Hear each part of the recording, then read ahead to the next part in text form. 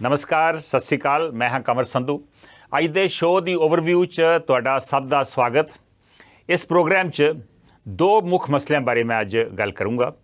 पहलों मशहूर गायक सिद्धू मूसेवाला के कतल केस च मुख दोषी गैंगस्टर गोल्डी बराड़ की गिरफ्तारी की खबर और इस नाल संबंधित मसलों बारे विश्लेषण।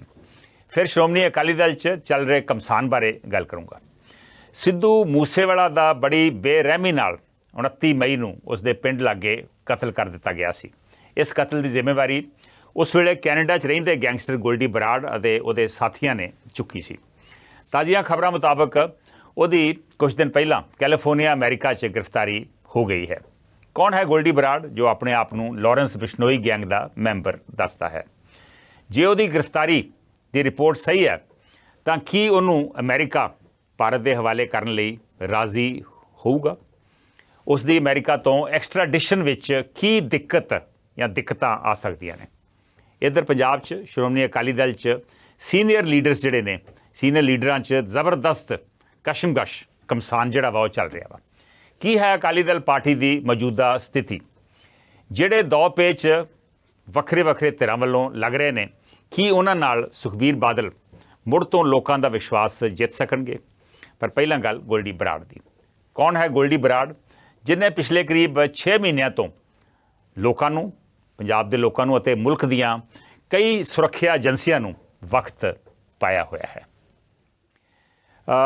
जिवें तुहानूं सारिआं नूं पता ही है कि सिद्धू मूसेवाला दा 29 मई नूं कतल हो गया सी और इसकी जिम्मेवारी एक फेसबुक पोस्ट के जरिए गोल्डी बराड़ ने, जो उदों सुनिया सी भी कैनेडा दे विच सी उस वेले, उन्हें लई सी।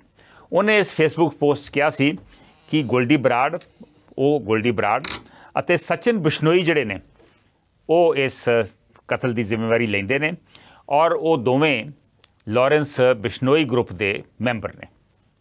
ये पोस्ट जिहड़ी सी ये गोल्डी बराड़ वालों सी। उन्हां इल्ज़ाम लाया सी कि सिद्धू मूसेवाला जिहड़ा वा दो जिहड़े कतल होए सी पंजाब दे विच, विक्की मिड्डू खेड़ा दा अते गुरलाल बराड़ दा, उन्हां कतलों दे विच उहदा डायरैक्ट और इनडायरैक्ट हत्थ सी। उन्हें यह भी कहा कि उन्होंने एक होर साथी सी अंकित पादू, हरियाणा का नौजवान सी, कि वह जो इनकाउंटर होया सी पुलिस इनकाउंटर उहदे च भी सिद्धू मूसेवाला का हत्थ सी।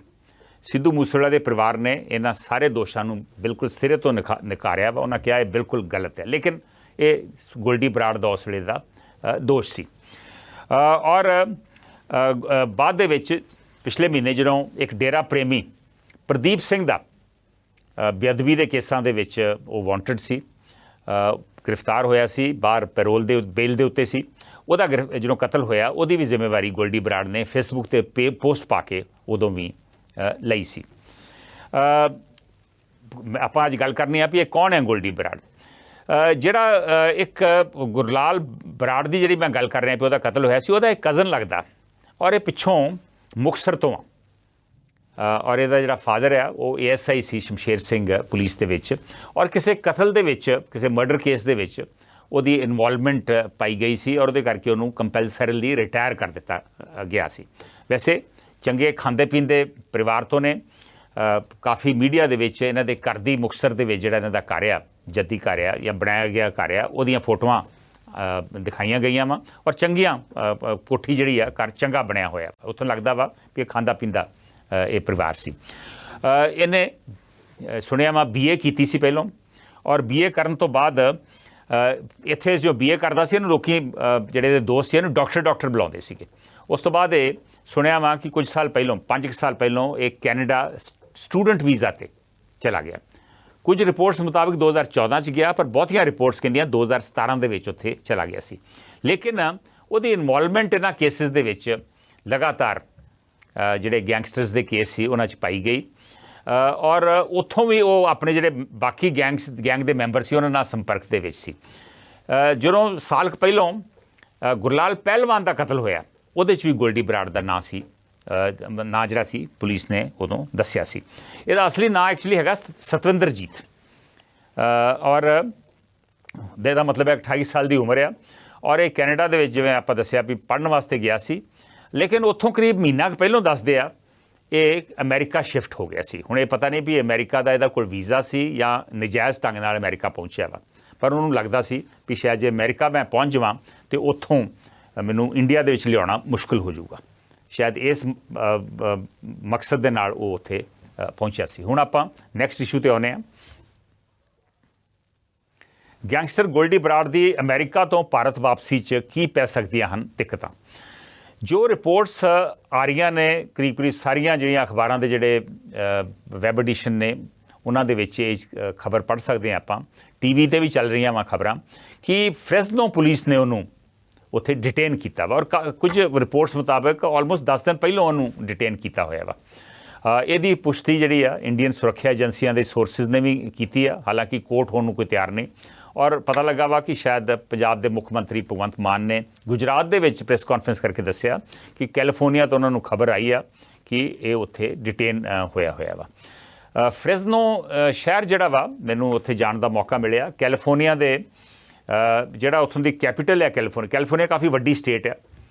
ਉਹਦੀ ਜਿਹੜੀ ਇੱਕ ਆਲਮੋਸਟ ਸੈਨ ਫਰਾਂਸਿਸਕੋ ਨਾਰਥ ਦੇ ਵਿੱਚ ਆ ਅਤੇ ਲਾਸ ਏਂਜਲਸ ਸਾਊਥ ਦੇ ਵਿੱਚ ਆ, ਔਰ ਉੱਥੋਂ ਦੀ ਕੈਪੀਟਲ ਹੈ ਸੈਕਰਾਮੈਂਟੋ ਤੋਂ ਫ੍ਰੈਸਨੋ ਜਿਹੜੀ ਕਾਊਂਟੀ ਆ, ਔਰ ਫ੍ਰੈਸਨੋ ਸ਼ਹਿਰ ਜਿਹੜਾ ਵਾ ਇਹ ਕਰੀਬ 200 ਮੀਲ ਆ, ਔਰ ਵੱਡਾ ਸ਼ਹਿਰ ਹੈ, ਔਰ ਇਹ ਕਾਊਂਟੀ ਵੀ ਵੱਡੀ ਹੈ। ਆਲਮੋਸਟ 5.5 ਲੱਖ ਦੀ ਆਬਾਦੀ ਆ, ਔਰ ਉੱਥੇ ਬਹੁਤ ਸਾਰੇ ਇੰਡੀਅਨਸ ਵੀ ਨੇ ਔਰ ਪੰਜਾਬੀ ਵੀ ਉਸ ਏਰੀਆ 'ਚ ਵਸਦੇ ਆ। ਐਗਰੀਕਲਚਰਲ ਏਰੀਆ ਵਾ ਪ੍ਰਾਇਮਰੀਲੀ। ਸੁਣਿਆ ਵਾ ਵੀ ਉੱਥੋਂ ਦੀ ਪੁਲਿਸ ਨੇ ਇਹਨੂੰ ਗੋਲਡੀ ਬਰਾੜ ਨੂੰ ਡਿਟੇਨ ਕੀਤਾ ਹੋਇਆ ਵਾ। ਇਹਦੇ ਖਿਲਾਫ ਹੁਣ ਇੰਡੀਅਨ ਗਵਰਨਮੈਂਟ ਐਕਸਟ੍ਰੈਡੀਸ਼ਨ ਦੀ ਕੋਸ਼ਿਸ਼ ਕਰੂਗੀ, ਇਹਨੂੰ ਇੱਥੇ ਵਾਪਸ ਲਿਆਉਣ ਦੀ ਕੋਸ਼ਿਸ਼ ਕਰੂਗੀ। ਇਹਦੀ ਪਹਿਲਾਂ ਤਾਂ ਇਹਦੀ ਕਹਿਣਗੇ ਕਿ ਸਾਨੂੰ ਇਹਨੂੰ ਸੌਂਪੋ, ਔਰ ਫਿਰ ਇਹਨੂੰ ਲੈ ਕੇ ਆਉਣਗੇ, ਔਰ ਇੱਥੇ ਇਸ ਕੇਸ ਦੇ ਵਿੱਚ ਇਹਦਾ ਟਰਾਇਲ ਚੱਲੂਗਾ। 2 ਕੇਸਿਸ ਦੇ ਵਿੱਚ ਇਹਦਾ ਲੁੱਕਆਊਟ ਨੋਟਿਸ ਜਾਰੀ ਹੋਇਆ ਵਾ ਕਿ ਇਹਦੀ ਭਾਲ ਹੈ ਇੱਥੇ। ਇੱਕ ਤਾਂ ਹੈ ਸਿੱਧੂ ਮੂਸੇਵਾਲਾ ਦਾ ਕੇਸ, ਔਰ ਦੂਸਰਾ ਪ੍ਰਦੀਪ ਸਿੰਘ ਦਾ ਕਤਲ, ਜਿਹੜਾ ਡੇਰਾ ਪ੍ਰੇਮੀ ਦਾ ਕਤਲ ਹੈ। ਹੁਣ ਇਹ ਮੈਨੂੰ ਪਤਾ ਨਹੀਂ ਕਿ ਜਿਹੜਾ ਪਹਿਲਾ ਗੁਰਲਾਲ ਪਹਿਲਵਾਨ ਦਾ ਕਤਲ ਸੀ, ਜਿਹਦੇ 'ਚ ਇਹਦਾ ਨਾਮ ਵੱਜਦਾ ਸੀ, ਉਹਦੇ 'ਚ ਇਹਦਾ ਲੁੱਕਆਊਟ ਨੋਟਿਸ ਹੋਇਆ ਕਿ ਨਹੀਂ ਹੋਇਆ, ਲੇਕਿਨ ਆਹ 2 ਕੇਸਿਸ ਦੇ ਵਿੱਚ ਤੇ ਡੈਫੀਨੇਟਲੀ ਲੁੱਕਆਊਟ ਨੋਟਿਸ ਹੋਇਆ। ਪਰ ਇਹਦੀ ਐਕਸਟ੍ਰੈਡੀਸ਼ਨ ਵਾਸਤੇ ਇੱਥੋਂ ਦੇ ਕੋਰਟ ਨੂੰ ਇਹਦੇ ਵਾਰੰਟ ਵੀ ਇਸ਼ੂ ਕਰਨੇ ਪੈਣਗੇ, ਔਰ ਉਹ ਇੰਡੀਅਨ ਪੁਲਿਸ ਜਿਹੜੀ ਆ, ਇੰਡੀਅਨ ਸੁਰੱਖਿਆ ਏਜੰਸੀਆਂ, ਹੁਣ NIA ਜਾਂਦੀ ਆ ਜਾਂ ਇਹ ਹੋਰ ਕੋਈ ਏਜੰਸੀ ਉੱਥੇ ਐਕਸਟ੍ਰੈਡੀਸ਼ਨ ਮੂਵ ਕਰਦੀ ਆ, ਉਹਨਾਂ ਨੂੰ ਇੱਥੋਂ ਦੇ ਕੋਰਟ ਦਾ ਅਰੈਸਟ ਵਾਰੰਟ ਵੀ ਚਾਹੀਦਾ ਹੋਊਗਾ, ਔਰ ਇਸ ਅਰੈਸਟ ਵਾਰੰਟ ਦੇ ਨਾਲ ਫਿਰ ਉੱਥੋਂ ਦਾ ਕੋਰਟ ਜਿਹੜਾ ਵਾ ਉਹ ਫੈਸਲਾ ਕਰੂਗਾ ਕਿ ਇਹਦੀ ਐਕਸਟ੍ਰੈਡੀਸ਼ਨ ਹੋ ਸਕਦੀ ਕਿ ਨਹੀਂ ਹੋ ਸਕਦੀ। ਅਮਰੀਕਾ ਦੇ ਨਾਲ ਇੰਡੀਆ ਦੀ ਸੰਧੀ ਹੈ, ਐਕਸਟ੍ਰੈਡੀਸ਼ਨ ਟ੍ਰੀਟੀ ਜਿਹੜੀ ਆ 1997 'ਚ ਸਾਈਨ ਹੋਈ ਸੀ।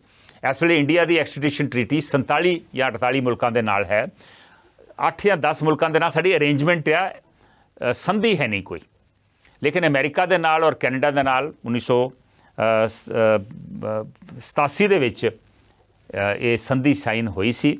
ਉਸ ਵੇਲੇ ਨਰੇਸ਼ ਚੰਦਰ ਜਿਹੜੇ ਨੇ ਉਹ ਐਂਬੈਸਡਰ ਸੀ ਇੰਡੀਆ ਦੇ ਉੱਥੇ ਜਦੋਂ ਇਹ ਸੰਧੀ ਸਾਈਨ ਹੋਈ ਆ। ਅਤੇ UK ਦੇ ਨਾਲ ਵੀ ਸੰਧੀ ਹੈ, 1992 'ਚ ਸਾਈਨ ਹੋਈ ਸੀ, ਔਰ ਆਸਟ੍ਰੇਲੀਆ ਨਾਲ ਵੀ ਸੰਧੀ ਹੈ ਜਿਹੜੀ ਅੱਜ ਤੋਂ 15 ਸਾਲ ਪਹਿਲਾਂ 2008 ਦੇ ਵਿੱਚ ਸਾਈਨ ਹੋਈ ਸੀ। ਜਿਹੜੀ ਅਮਰੀਕਾ ਦੇ ਨਾਲ ਸੰਧੀ ਆ ਉਹਦੇ ਮੁਤਾਬਕ ਜੇ ਕੋਈ ਕੇਸ ਦੇ ਵਿੱਚ ਅਪਰਾਧੀ ਆ ਜਿਹਦੀ ਉਸ ਕੇਸ ਦੀ ਸਜ਼ਾ 1 ਸਾਲ ਤੋਂ ਵੱਧ ਆ, ਉਹਦੀ ਐਕਸਟ੍ਰੈਡੀਸ਼ਨ ਹੋ ਸਕਦੀ ਹੈ। ਸੋ ਇਹ ਕਿਉਂਕਿ ਮਰਡਰ ਕੇਸ ਆ, ਇਹ ਮਰਡਰ ਦੀ ਸਾਜ਼ਿਸ਼ ਦੇ ਵਿੱਚ ਇਹਦੀ ਇਨਵੋਲਵਮੈਂਟ ਹੁਣ ਆਉਂਦੀ ਆ ਸਿੱਧੂ ਮੂਸੇਵਾਲਾ ਕੇਸ ਦੇ ਵਿੱਚ। ਸੋ ਓਬਵੀਅਸਲੀ ਇਹਦੀ ਸਜ਼ਾ ਜਿਹੜੀ ਆ ਉਹ ਤੇ ਉਮਰ ਕੈਦ ਵੀ ਹੋ ਸਕਦੀ ਆ, ਇਹਦੇ 'ਚ ਫਾਂਸੀ ਵੀ ਲੱਗ ਸਕਦੀ ਆ। ਹੁਣ ਦੇਖਦੇ ਹਾਂ ਵੀ ਕੋਰਟ ਇਹਨੂੰ ਕਨਵਿਕਟ ਕਰਦਾ ਕਿ ਨਹੀਂ ਕਰਦਾ। ਲੇਕਿਨ ਇਹ ਕੇਸ ਨੂੰ ਪ੍ਰੂਵ ਕਰਨਾ ਪਊਗਾ ਇੱਥੇ। ਇਹ ਪ੍ਰੂਵ ਕਰਨਾ ਕੋਈ ਸੌਖਾ ਕੰਮ ਨਹੀਂ ਹੁੰਦਾ। ਮੈਂ ਇੱਥੇ ਤੁਹਾਨੂੰ ਦੱਸਣਾ ਚਾਹੁੰਦਾ ਵਾਂ ਕਿ ਗੋਲਡੀ ਬਰਾੜ ਦਾ ਕੇਸ ਕਾਫੀ ਮੇਲ ਖਾਂਦਾ ਵਾ ਇੱਕ ਹੋਰ ਕੇਸ ਦੇ ਨਾਲ। 2008 ਦੇ ਵਿੱਚ ਜਿਹੜੇ ਬੰਬੇ ਦੇ ਵਿੱਚ ਅੱਤਵਾਦੀ ਹਮਲਾ ਹੋਇਆ ਸੀ, ਜਿਹਦੇ 'ਚ 166 ਲੋਕਾਂ ਦੀ ਜਾਨ ਚਲੀ ਗਈ ਸੀ। ਉਸ ਕੇਸ ਦੇ ਵਿੱਚ ਇੱਕ ਵਾਂਟਡ ਸ਼ਖਸ ਆ, ਉਹਦਾ ਨਾਂ ਹੈ ਤਹਾਵੁਰ ਰਾਣਾ। ਇਹ ਪਾਕਿਸਤਾਨ ਦਾ ਰਹਿਣ ਵਾਲਾ ਵਾ, ਕੈਨੇਡਾ ਦੇ ਵਿੱਚ ਡਾਕਟਰ ਸੀ, ਔਰ ਉਹਦੀ ਇਨਵੋਲਵਮੈਂਟ ਇਸ ਸਾਜ਼ਿਸ਼ ਦੇ ਵਿੱਚ ਮੰਨੀ ਜਾਂਦੀ ਹੈ। ਉਹ ਹੁਣ ਇਸ ਵੇਲੇ ਅਮਰੀਕਾ ਦੇ ਵਿੱਚ ਚਲਾ ਗਿਆ। ਅਮਰੀਕਾ ਤੋਂ ਇੰਡੀਆ ਕੋਸ਼ਿਸ਼ ਕਰ ਰਿਹਾ ਉਹਦੀ ਐਕਸਟ੍ਰੈਡੀਸ਼ਨ ਦੀ। ਇੰਡੀਆ ਕੋਸ਼ਿਸ਼ ਕਰ ਰਿਹਾ ਉਹਦੀ ਐਕਸਟ੍ਰੈਡੀਸ਼ਨ ਦੀ, ਔਰ ਅਮਰੀਕਾ ਵੀ ਮੰਨਦਾ ਵਾ ਵੀ ਹਾਂ ਇਹ ਵਾਂਟਡ ਆ ਇੰਡੀਆ ਦੇ ਵਿੱਚ। ਲੇਕਿਨ ਉਹ ਪਿਛਲੇ ਕਰੀਬ 1.5 ਸਾਲ ਤੋਂ case Los Angeles district court ਦੇ ਵਿੱਚ ਉੱਥੇ ਚੱਲ ਰਿਹਾ ਵਾ। ਹਾਲੇ ਕੋਈ ਫੈਸਲਾ ਨਹੀਂ ਹੋ ਸਕਿਆ ਕੋਰਟ ਨੂੰ। ਸੋ ਇਸ ਗੋਲਡੀ ਬਰਾੜ ਦੇ ਕੇਸ ਦੇ ਵਿੱਚ ਵੀ ਜੇ ਉਹ ਵਾਕਈ ਅਰੈਸਟ ਹੋਇਆ ਵਾ, ਉਹਦੀ ਐਕਸਟ੍ਰੈਡੀਸ਼ਨ ਚਾਹੀਦੀ ਆ, ਅਤੇ ਸਾਨੂੰ ਕੋਰਟ ਨੂੰ ਕਨਵਿੰਸ ਕਰਨਾ ਪਊਗਾ ਕਿ ਇਹ ਵਾਕਈ इस केस दे विच इनवॉल्वड आ, इस तरह इनवॉल्वड आ क्योंकि ये फिजिकली तो प्रेजेंट है नहीं सी इत्थे।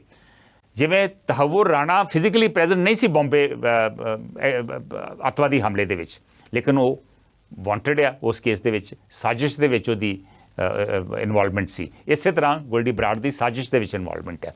सो देखते हैं कि तहव्वुर राणा नूं असीं लिया सकते कि नहीं लिया सकते, और उस तो बाद साडे सुरक्षा एजेंसियों वास्ते बहुत वड्डा टेस्ट होगा, फुल प्रूफ केस बनाना पऊगा। इंटैरोगेशन रिपोर्ट्स के जरिए जिहड़े बंदे फड़े गए आ, और कोई होर एविडेंस भी सानू पेश करना पऊगा, क्योंकि सौखा नहीं हुंदा अमेरिकन कोर्ट नूं कन्विंस करना कि ये वाकई ये वांटेड है कि नहीं है, क्योंकि ये उत्थे ओबवियसली इल्ज़ाम लाऊगा कि मेरी जान खतरे दे विच है।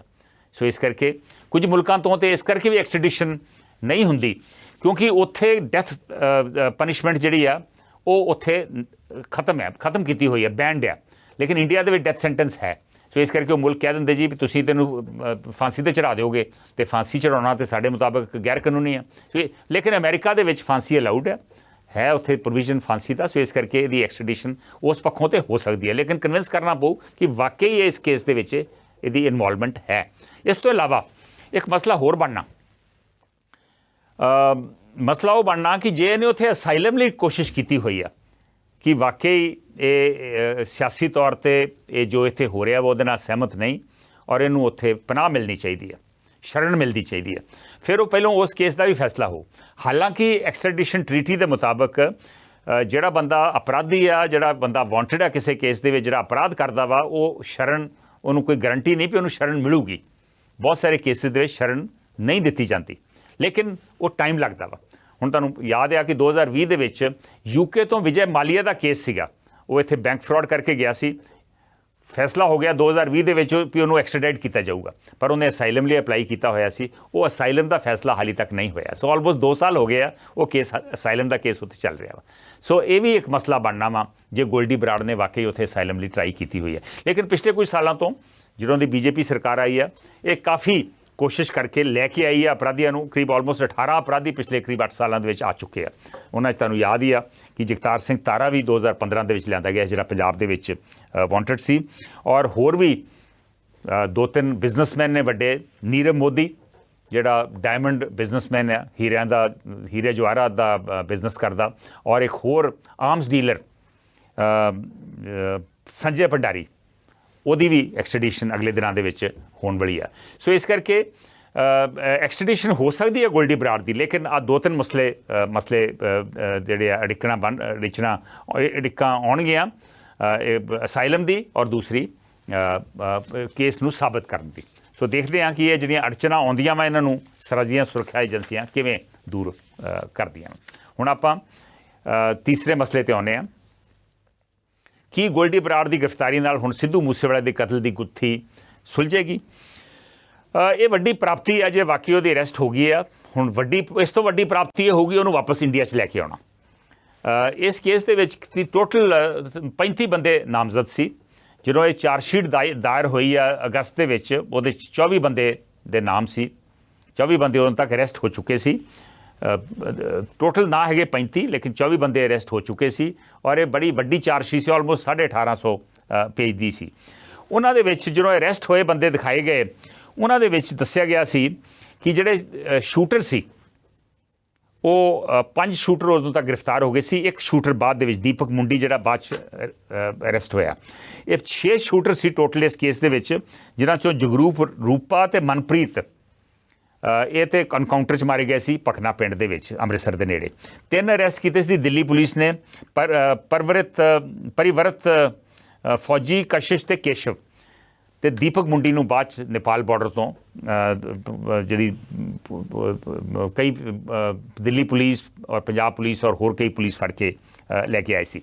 लेकिन 4 जिहड़े लोग सी ये बाहरले मुल्कां दे विच सी। ये 4 सन गोल्डी बराड़, सचिन थापन, लिपिन नेहरा ते अनमोल बिश्नोई। गोल्डी बराड़ तो हुण दस्सिया गया वा भी वो अमेरिका दे विच शायद गिरफ्तार हो गया। सचिन बिश्नोई जिहड़ा तिलक राज दे नां दा पासपोर्ट बना के इंडिया चों फरार होया सी, वो अज़रबैजान मुल्क जिहड़ा एशिया यूरोप दे विच मुल्क है एक अज़रबैजान, उत्थे उहनूं सुनिया वा भी डिटेन किया होया वा।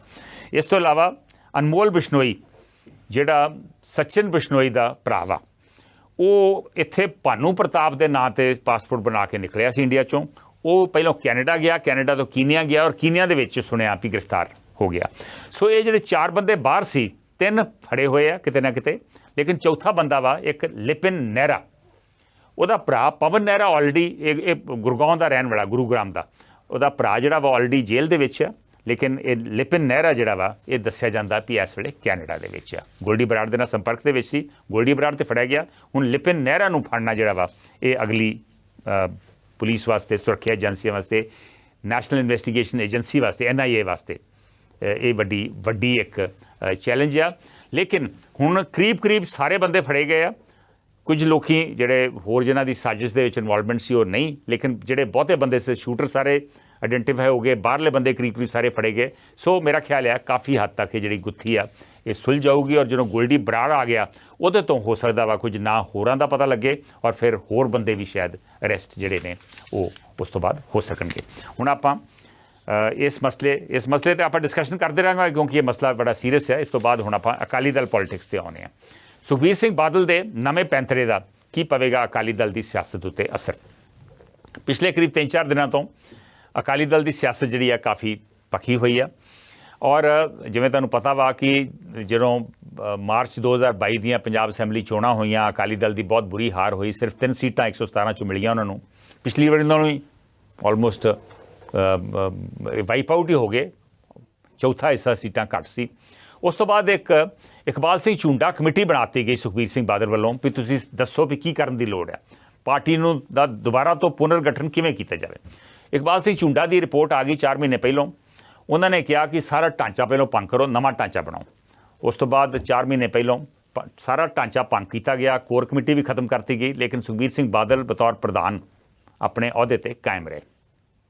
ਹੁਣ 4 ਮਹੀਨਿਆਂ ਬਾਅਦ ਸੁਖਬੀਰ ਸਿੰਘ ਬਾਦਲ ਨੇ ਨਵਾਂ ਢਾਂਚੇ ਦੇ ਐਲਾਨ ਕੀਤਾ ਵਾ।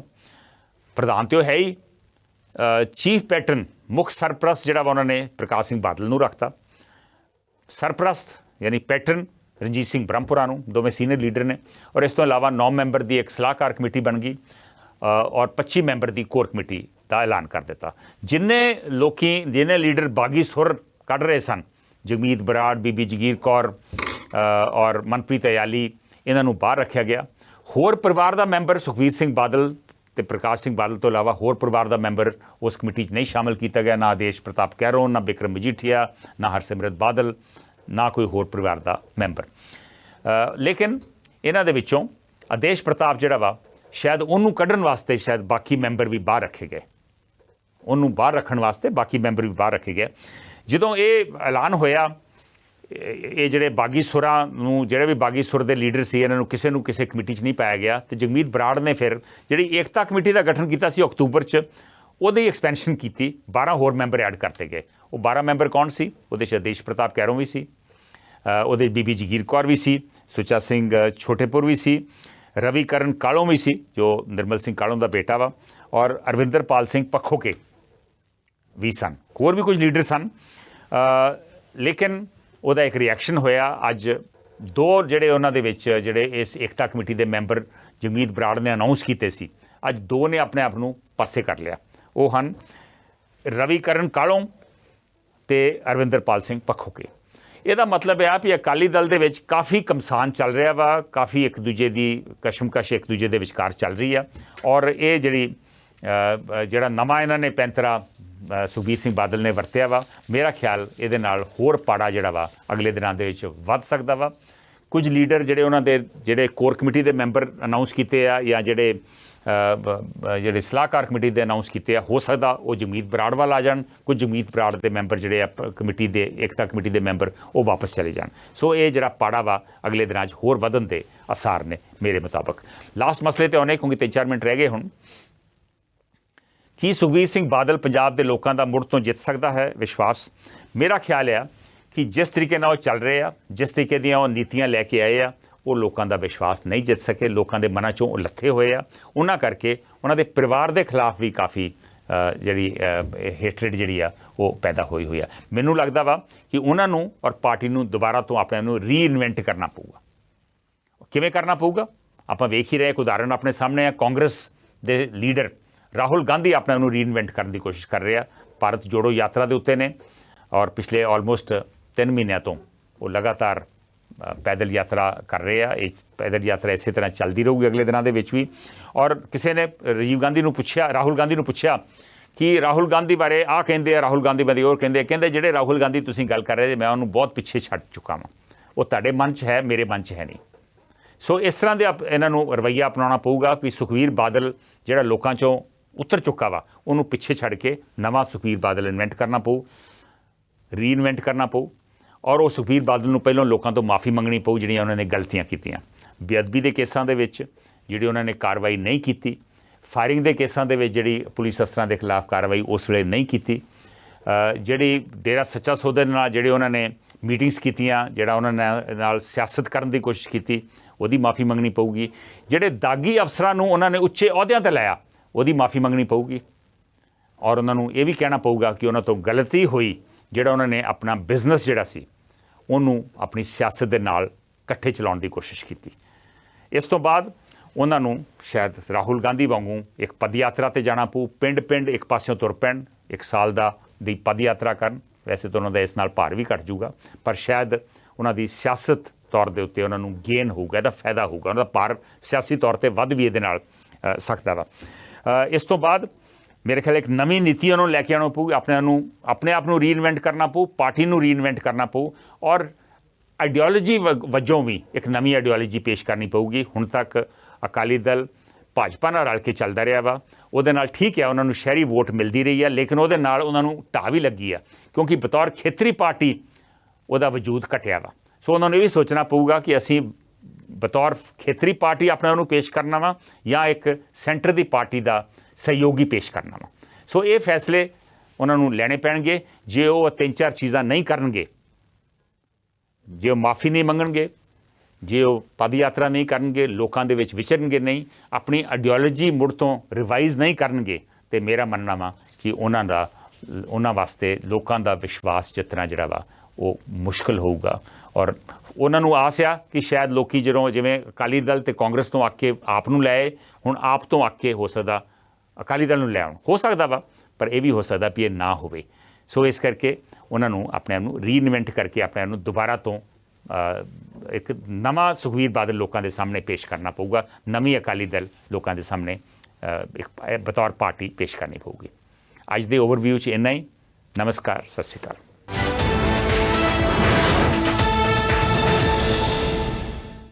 Hello hello Hello. Hello Hello. ਬਾਹਰ ਵਸਦੇ ਪੰਜਾਬੀਆਂ ਨੂੰ ਆਪਣਿਆਂ ਨਾਲ ਜੋੜਨ ਲਈ, ਵਤਨੋਂ ਪਾਰ ਵਸਦਿਆਂ ਨੂੰ ਆਪਣੀ ਮਿੱਟੀ ਦੀ ਝਲਕ ਦੇਣ ਲਈ, ਖਬਰ ਹੀ ਨਹੀਂ ਉਸ ਦੀ ਤਹਿ ਤੱਕ ਜਾ ਕੇ ਸੱਚਾਈ ਤੁਹਾਡੇ ਤੱਕ ਪਹੁੰਚਾਉਣ ਲਈ, ਤੁਹਾਡੀ ਆਵਾਜ਼ ਤੁਹਾਡੇ ਮੁੱਦਿਆਂ ਨੂੰ ਸਰਕਾਰਾਂ ਤੱਕ ਪਹੁੰਚਾਉਣ ਲਈ ਮੁੜ ਤੁਹਾਡੇ ਰੂਬਰੂ ਹੋਣ ਜਾ ਰਿਹਾ ਹੈ ਤੁਹਾਡਾ ਆਪਣਾ ਹੋਸਟ ਉੱਗੇ ਪੱਤਰਕਾਰ ਕੰਵਰ ਸੰਧੂ। ਇਹ ਸ਼ੋਅ ਇਸ ਵੇਲੇ ਲਾਈਵ ਟੈਲੀਕਾਸਟ ਹੈ। ਇੱਕ ਵਾਰ ਫੇਰ ਤੋਂ ਪੇਸ਼ ਕਰ ਰਹੇ ਹਨ। ਸਤਿ ਸ਼੍ਰੀ ਅਕਾਲ, ਮੈਂ ਹਾਂ ਕੰਵਰ ਸੰਧੂ। ਕਿਉਂਕਿ ਇਹ ਕਾਲ-ਇਨ ਸ਼ੋਅ ਆ, ਤੁਸੀਂ ਵੀ ਇਹਦੇ 'ਚ ਹਿੱਸਾ ਲੈ ਸਕਦੇ ਜੇ। Hello global Punjab. ਸਮਾਜ ਦੀ ਹਰ ਖਬਰ ਤੇ ਨਜ਼ਰ ਹੀ ਨਹੀਂ, ਡੂੰਘਾਈ ਨਾਲ ਪੜਚੋਲ ਦਾ ਓਵਰਵਿਊ ਕਮਰ ਸੰਧੂ ਦੇ ਨਾਲ।